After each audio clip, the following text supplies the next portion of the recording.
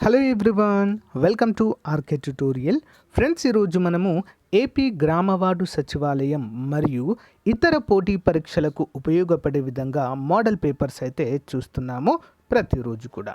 So guys, మన యాప్లో ఎవరైతే గ్రామవార్డు సచివాలయం మరియు పోలీస్ మెయిన్స్ కోర్స్ తీసుకున్నారో వాళ్ళంతా కూడా మరి ప్రతిరోజు అందచేసే ఈ యొక్క మోడల్ పేపర్స్ని రెగ్యులర్గా ఫాలో అవ్వండి.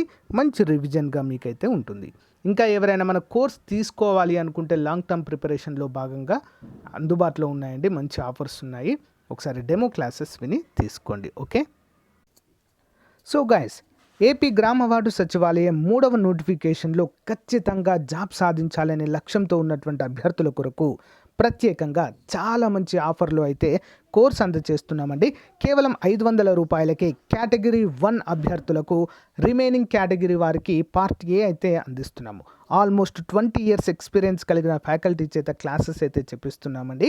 ఆల్మోస్ట్ అన్నీ కూడా క్లాసెస్ అయితే అప్డేట్ చేయడము జరిగింది. బైలింగ్వల్లో ఉంటాయండి. పీడిఎఫ్ మాత్రం తెలుగులోనే అందుబాటులో ఉంటుంది. ఒకసారి డెమో క్లాసెస్ విన్న తర్వాత కోర్స్ తీసుకోండి. పర్ఫెక్ట్గా మీకైతే యూజ్ అవుతుందండి. 3000 రూపాయల కోర్స్ని 500కే ఇస్తున్నాము. అతి త్వరలో అమౌంట్ కూడా పెరగబోతుంది. సో వెంటనే తీసుకోవడానికి ట్రై చేయండి. ఓకే. సో అంతేకాకుండా యానిమల్ హస్బెండరీ అభ్యర్థులకి ఈసారి 100% ఉద్యోగం వచ్చేటువంటి అవకాశం ఉందండి. ఆంధ్రప్రదేశ్ రాష్ట్రంలో ఎక్కడా కూడా దొరకనటువంటి మెటీరియల్ మన దగ్గర అందుబాటులో ఉంటుందండి. ప్రతిరోజు ఆన్లైన్ ఎగ్జామ్ ఉంటుంది. ప్లస్ 2000 ప్రశ్నలతో బిడ్ బ్యాంక్ అయితే రూపొందించామండి. అవన్నీ కూడా మీరు డౌన్లోడ్ చేసుకుని ప్రింట్ కూడా తీసుకోవచ్చు. ప్రతిరోజు ఎగ్జామ్ రాయడానికి వీలుగా అయితే అందిస్తున్నాము తెలుగు మీడియంలో. ఒకసారి శాంపుల్ టెస్ట్ కూడా చూడండి, శాంపిల్ పీడిఎఫ్ కూడా చూడండి. తప్పకుండా తీసుకోండి ఫ్రెండ్స్. ఓకేనా. మీరు బుక్స్ కొనుక్కుంటే 2000 రూపాయలు అవుతాయండి మార్కెట్లో. కానీ అవన్నీ బుక్స్ తీసుకొని దానిపైన ఒక 2000 బిట్స్ మోస్ట్ ఇంపార్టెంట్ అయితే రూపొందించాము. కేవలము 399 రూపీస్కే. మంచి అవకాశం, ఉపయోగించుకోండి. సో ఫ్రెండ్స్, యాప్ ఓపెన్ చేయగానే మనకి ఇక్కడ ఆర్కే ట్యూటోరియల్ అని కనిపిస్తుంది. ఇక్కడ స్టోర్ ఆప్షన్ పైన క్లిక్ చేయగానే చూడండి, ఇక్కడ గ్రామవార్డు సచివాలయం ఫుల్ కోర్సు కేటగిరీ 1. నెక్స్ట్ అంతేకాకుండా నెక్స్ట్ మనకి యానిమల్ హస్బెండరీ కోర్స్ కనిపిస్తుంది. టెస్ట్ సిరీస్లు ప్రతి ఒక్కటైతే అందుబాటులో ఉందండి. ఒకసారి చూడండి, ఇక్కడ మీరు కోర్స్ పైన క్లిక్ చేయగానే ఓవర్వ్యూ కనిపిస్తుంది. కంటెంట్ పైన క్లిక్ చేయగానే అన్ని క్లాసెస్ అయితే అందుబాటులో ఉంటాయి. డెమో క్లాసెస్ ఉండండి, వెంటనే కోర్స్ తీసుకోండి. All the best. Question number 1. భారత సుప్రీంకోర్టు ప్రధాన న్యాయమూర్తిగా పనిచేసిన మొదటి మహిళ క్రింది వారిలో ఎవరు? సరైన సమాధానం ఆప్షన్ 4 అండి. ఎవరు కూడా కాదు. భారత సుప్రీంకోర్టు ప్రధాన న్యాయమూర్తిగా ఇప్పటి వరకు ఏ ఒక్క మహిళ కూడా వర్క్ చేయలేకపోవడం అయితే మనము చూడవచ్చు. ఇంపార్టెంట్ క్వశ్చన్ అండి. మరి భారత సుప్రీంకోర్టు ప్రధాన న్యాయమూర్తిగా పనిచేసిన మొట్టమొదటి వ్యక్తి ఎవరంటే హీరాలాల్ జే కానియా. ఓకే, హీరాలాల్ జే కానియా. మరి భారత సుప్రీంకోర్టు ప్రధాన న్యాయమూర్తిగా పనిచేసిన మొట్టమొదటి తెలుగు వ్యక్తి ఎవరు? కామెంట్ రూపంలో తెలియచేయండి ఫ్రెండ్స్. Most important person. భారత సుప్రీంకోర్టు ప్రధాన న్యాయమూర్తిగా పనిచేసిన మొట్టమొదటి తెలుగు వ్యక్తి కామెంట్ చేయండి. లేదా మీకు తెలియకపోతే మొదటి తెలుగు పర్సన్ అని కామెంట్ పెట్టండి, నేను ఆన్సర్ చెప్తా. నెక్స్ట్ 1. డ్వాక్రా పథకము మహిళలకు రివాల్వింగ్ ఫండ్ అందించేవారు ఎవరు? డ్వాక్రా పథకంకు అందులో మహిళలు ఉంటారు కదండి. సో మినిమం 15 మెంబర్స్ ఉంటారు డ్వాక్రా సంఘంలో. మరి ఇందులో ఉన్నటువంటి మహిళలకు రివాల్వింగ్ ఫండ్గా ఎవరు అందజేస్తారు? ఆప్షన్ 3, రాష్ట్ర ప్రభుత్వము. ఎవరండి? స్టేట్ గవర్నమెంట్ ఇష్యూ అయితే చేయడము జరుగుతుంది. నెక్స్ట్ 1 చూద్దాం. అంతర్జాతీయ క్రికెట్లో అత్యంత పిన్న వయస్సులోనే అర్ధ సెంచరీ చేసిన క్రికెటర్గా ఇటీవల నేపాల్కు చెందిన ఏ యువ క్రికెటర్ రికార్డు సృష్టించారు? 63. ఆన్సర్ ఆప్షన్ 1 అండి. రోహిత్ కుమార్ పాఢేల్ అనేటువంటి క్రీడాకారుడు. నెక్స్ట్ 1. ఏ ప్రతిష్టాత్మక బహుమతికి 18 ఏళ్లుగా స్పాన్సర్గా కొనసాగుతున్న మ్యాన్ గ్రూప్, ఇంపార్టెంట్ క్వశ్చన్ అండి, మ్యాన్ గ్రూప్ ఆ బాధ్యతల నుంచి తప్పుకున్నట్లుగా ఇటీవల ప్రకటించింది? ఇంపార్టెంట్ క్వశ్చన్ అండి. సరైన సమాధానం ఆప్షన్ 3 అండి, బుకర్ బహుమతి. ఇంతకుముందు మ్యాన్ బుకర్ ప్రైజ్ అని పిలిచేవారు ఈ యొక్క బహుమతిని. ఇక్కడ నుంచి మ్యాన్ బుకర్ ప్రైజ్ అన్నారు. ఓన్లీ బుకర్ ప్రైజ్గా అయితే పిలుస్తాము. ఓకేనా. చాలా చాలా ఇంపార్టెంట్ క్వశ్చన్. నెక్స్ట్ 1. ఉపనిషత్తులకున్న మరొక పేరు ఏంటి? ఉపనిషత్తులకు ఉన్నటువంటి మరొక పేరు. ఆన్సర్ వేదాంతాలు అంటాము. ఓకే, వేదాంతాలు ఇంపార్టెంట్. బులంద్ దర్వాజను అక్బర్ ఎక్కడ నిర్మించడము జరిగింది? Answer option 1 Fatehpur Sikri. ఎక్కడండి? ఫతేపూర్ సిక్రీ. బులందర్ దర్వాజా ఫతేపూర్ సిక్రీలో అయితే ఉంటుంది. నెక్స్ట్, భారతదేశ అత్యంత ప్రాచీన భాష హోదా పొందినటువంటిది ఏది? 67 ఆప్షన్ 2 సంస్కృత్ అండి, సంస్కృతము. దక్షిణ భారతదేశంలో తమిళం అండి అత్యంత ప్రాచీన భాషా హోదా పొందింది. మరి తెలుగుకి ప్రాచీన భాషా హోదా వచ్చినటువంటి సంవత్సరము 2008లో మనము గుర్తుంచుకోవాలి. Okay, next one. అంతర్జాతీయ ద్రవ్యనిధి సంస్థ ఇంటర్నేషనల్ మానిటరీ ఫండ్ ప్రధాన కార్యాలయం ఎప్పటి నుండి ప్రారంభమైనది? 68వది. ఆన్సర్ వచ్చేసి ఆప్షన్ 3 అండి, మార్చి 1, 1947. ప్రపంచ ఆర్థిక సంస్థ వరల్డ్ ట్రేడ్ ఆర్గనైజేషన్ WTO ప్రధాన కార్యాలయం ఎక్కడ ఉంది? ఆప్షన్ 2 జెనీవా అండి, స్విట్జర్లాండ్లో ఉంది. Next one. ఏ రేవు పట్టణానికి జవహర్లాల్ నెహ్రూ ఓడరేవు అని కూడా పేరు ఉంది? దేనికండి మరి? ఆన్సర్ ఆప్షన్ 2 అండి, నవసేవా పోర్ట్ కండి. దేనికండి? నవసేవా పోర్ట్. Next one. అంతర్జాతీయ అవగాహనకు గాను ఇచ్చే జవహర్లాల్ నెహ్రూ అవార్డును అందుకున్న మొదటి వ్యక్తి ఎవరు? Answer option 4 U Thant. ఎవరండి? యూతాంట్. Next one. భారతదేశం మొదటి సూపర్ కంప్యూటర్ రూపొందించిన centre for development of advanced computing CDAC యొక్క ప్రధాన కార్యాలయం ఎక్కడ ఉంది? ఇది ఎక్కడ ఉంది సింపుల్గా చెప్పాలంటే? ఆప్షన్ 4 పూణే అండి, పూణే.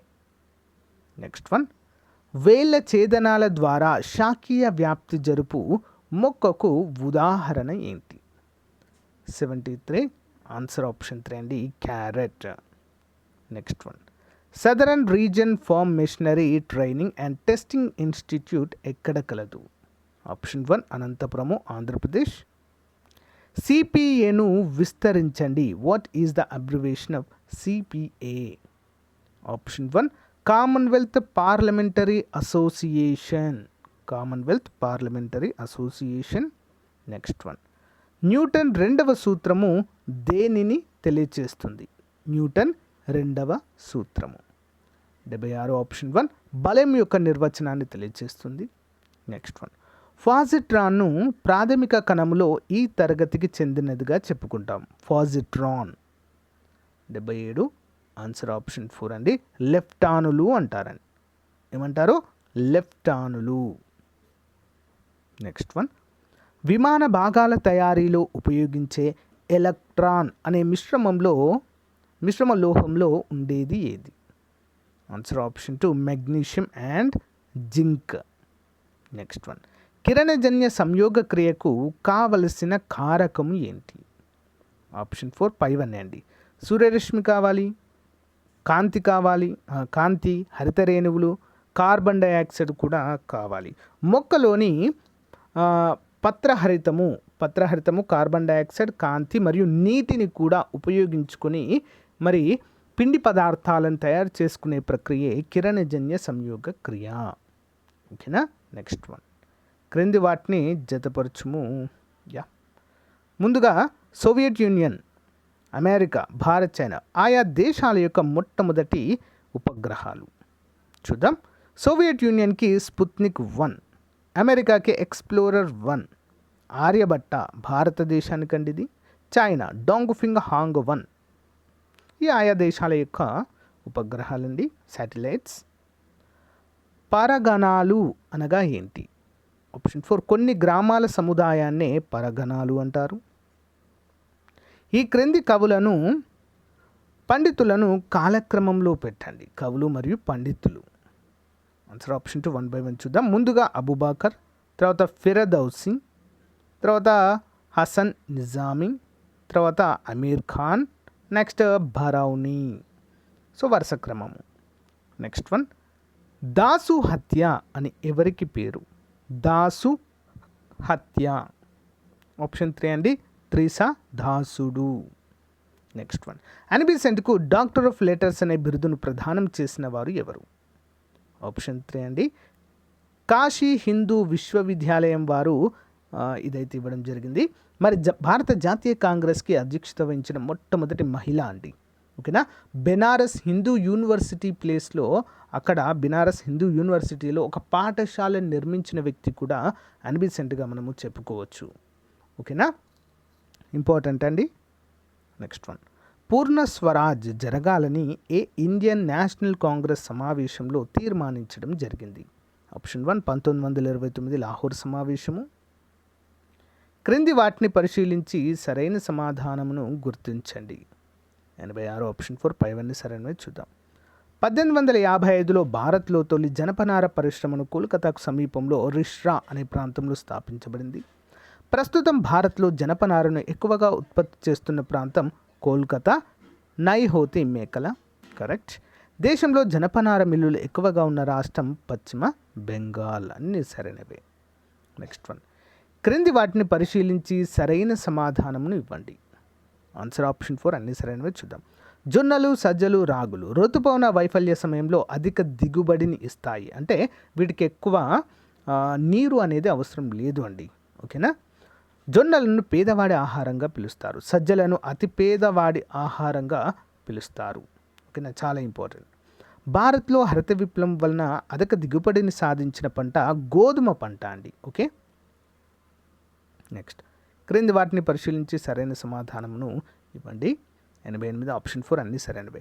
అంగారకుడి పైన ఎత్తైనది ఒలంపస్ 24,000 మీటర్లు.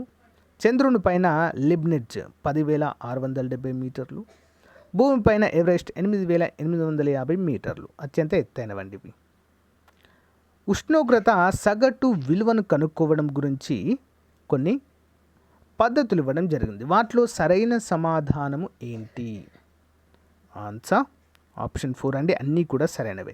అయితే రోజువారీ సగటును అండ్ యావరేజ్గా, మరి ఒక రోజులో యావరేజ్ ఉష్ణోగ్రత ఎంతుందో తెలుసుకోవడానికి రోజులోని అత్యధిక ఉష్ణోగ్రత ప్లస్ అత్యల్ప ఉష్ణోగ్రత రెండింటిని యాడ్ చేసి బై 2 వేస్తే వస్తుంది. నెక్స్ట్, నెలవారీ సగటు, నెలలో సంభవించే మొత్తం ఉష్ణోగ్రతలన్నీ కూడా యాడ్ చేసి డివైడెడ్ బై 12 చేస్తారు. నెక్స్ట్ వన్, సంవత్సరపు సగటు 10 సంవత్సరాల్లో వరుసగా సంభవించే ఉష్ణోగ్రతల మొత్తము బై 10 సంవత్సరాలకు తీసుకుంటారు. అప్పుడు ఇయర్లీ యావరేజ్ అయితే వస్తుంది. నెక్స్ట్ వన్, వన్యమృగ సంరక్షణ చట్టము ఏ సంవత్సరంలో ప్రవేశపెట్టడం జరిగింది? వన్యమృగ లేదా వన్యప్రాణి సంరక్షణ చట్టంగా చెప్పుకోవచ్చు. వన్యమృగ 1975 అండి. ఇప్పుడు 1972.